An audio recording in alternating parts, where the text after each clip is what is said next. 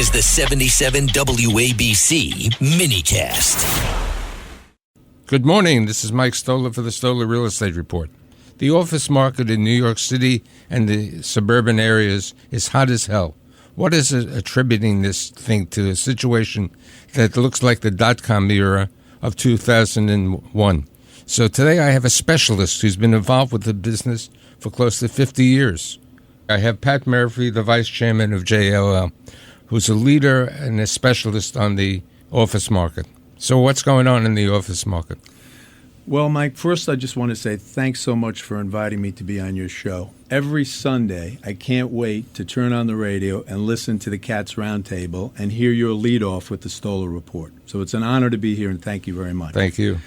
You know, as a proud New Yorker, born and raised here, I'm thrilled and excited to see how great the market is doing. And you mentioned like .com. Hopefully it won't be a .com bubble like we saw back then.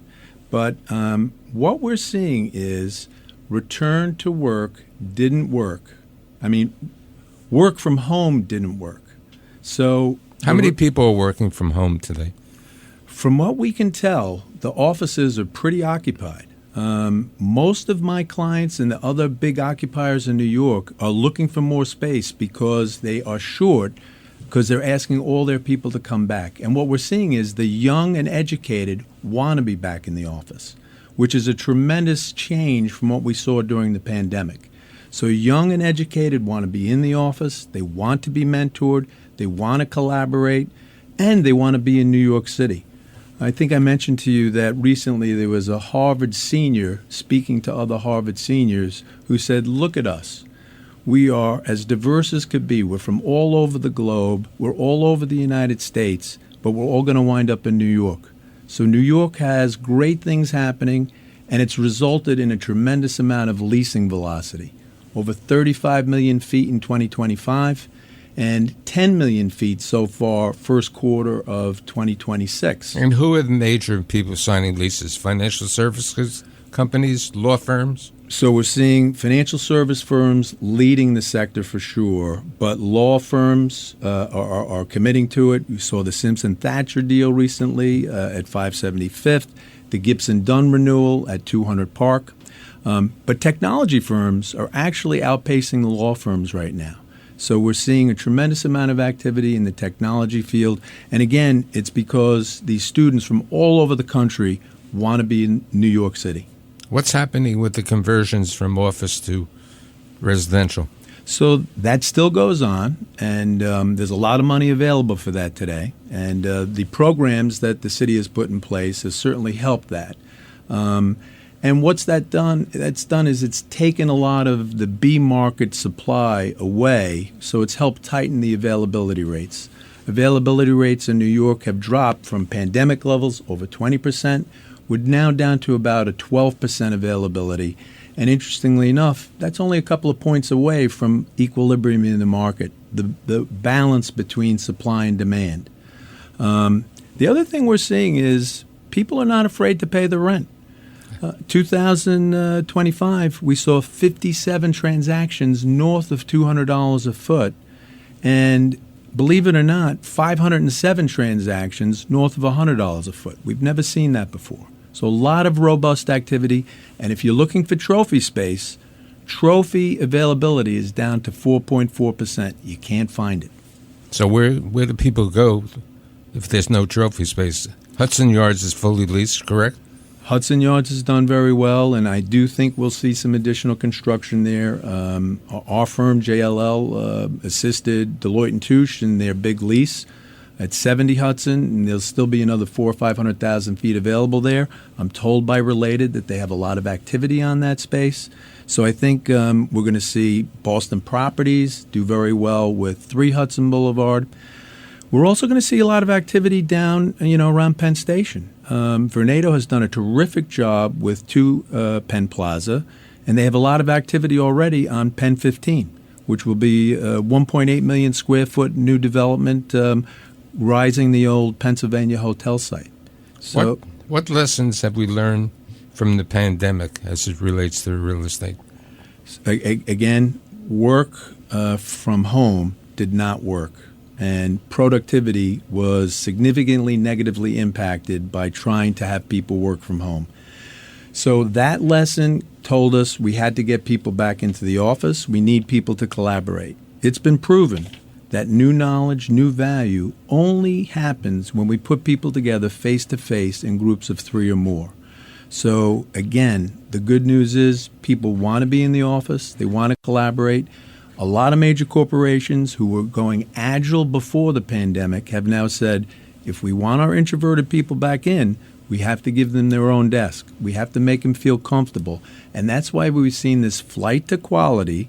We've seen this flight to amenitized buildings. We're seeing all the landlords recognizing if you want to make your property attractive, you have to make it be a collaborative space for the people, and people want to be in that building. What about co-working? The good news is that we've got some great co-working opportunities out there. The WeWork people under John Santoro's leadership have been doing a terrific job, and they've been reaching out to their enterprise clients and to others. And Industrious is also promoting all of their product. They've leased a lot of space, and it's a great offering for people who are either startups or individuals that have broken away from a firm and are looking for a place to hang their hat. What's happening with office space in Brooklyn? So Brooklyn is a relatively small market, and the beautiful thing about that is, particularly Williamsburg, it's a live, work, play environment that our young and educated professionals really enjoy. So we've seen a lot of tech firms start up there, and availability is actually down significantly. The availability rate is only 13%. And interestingly enough, the B market has outperformed the A market there because you mean the Metro Tech type of space? Yes, space that is older generation, but still has a good feel to it. But it's significantly discounted to the A price. So 37% discount we generally see A to B. So the B market's somewhere around a 10% availability. Interestingly enough, we're seeing some of the tech firms there who are looking to scale up having a difficult time recruiting talent to Brooklyn. A lot of that talent lives in New Jersey.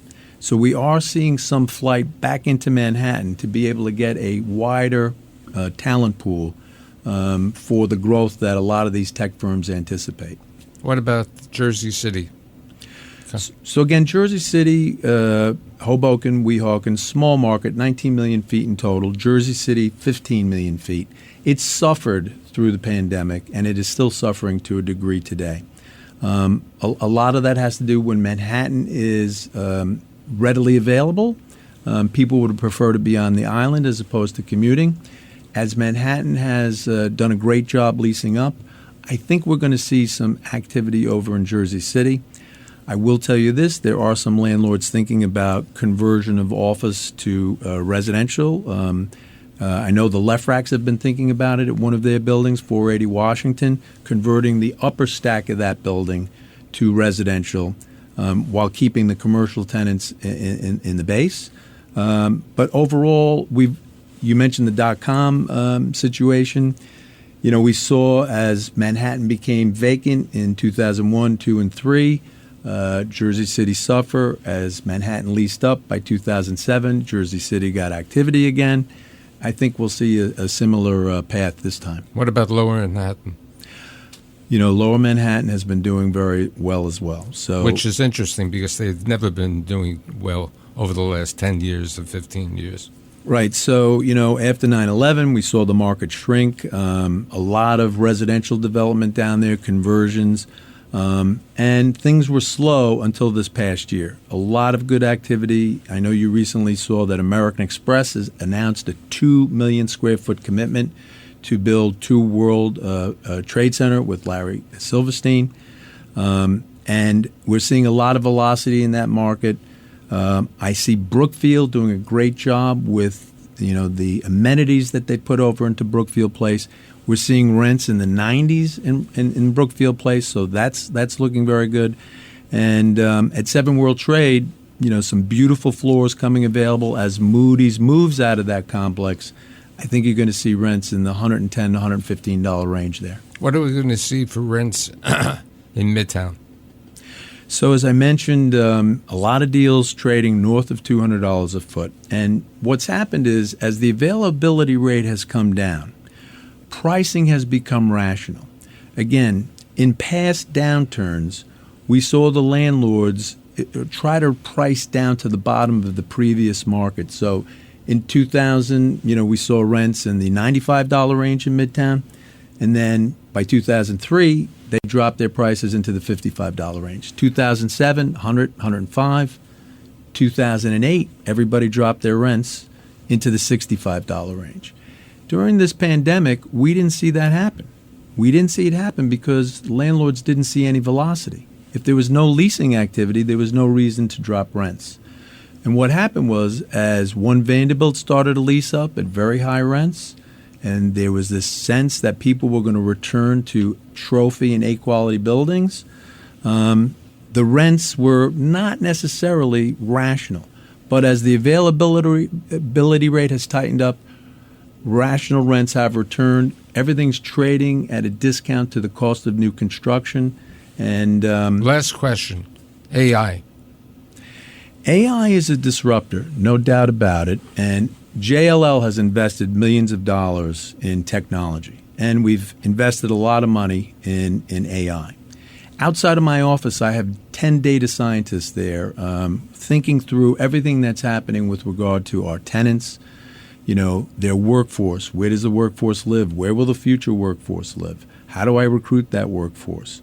What does the workforce care about? Amenities, sustainability, et cetera, et cetera. They're crunching through things with regard to the market. So big, complex real estate transactions require, an army of people, subject matter experts. But now we need to include data scientists into that to create winning solutions for clients. We need to have this combination of people, and our clients are demanding it. So I think AI is there to stay, and it's going to be a benefit to everybody. I'm very lucky to have Pat Murphy here today. I appreciate it, and I look forward to seeing you again in the future. Thank you, Michael. Appreciate it.